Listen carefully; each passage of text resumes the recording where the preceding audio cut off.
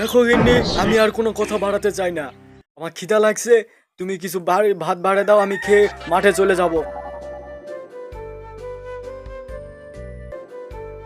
দূর ছাই, ভাল লাগে না। আমার স্বামী একটা পাগল।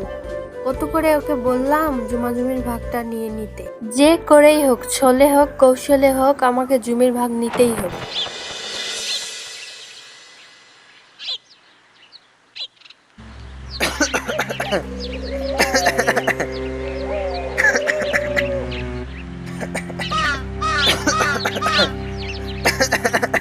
কি গো, কি হয়েছে তোমার?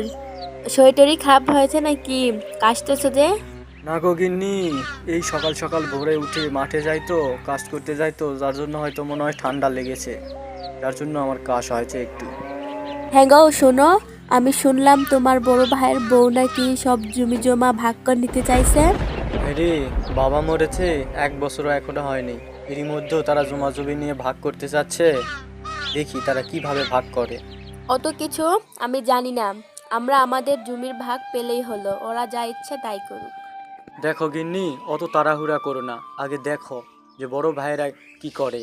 ওরা যদি জমির ভাগ আমাদেরকে দেয় তাহলে ভালো, আর না দিলে তাদের মাঝে আমার একটা ঝামেলা সৃষ্টি হবে। তো গিন্নি, বেলা তো অনেক হলো, তো দাও খাবার দাও, খেয়ে দিয়ে মাঠে চলে যাই।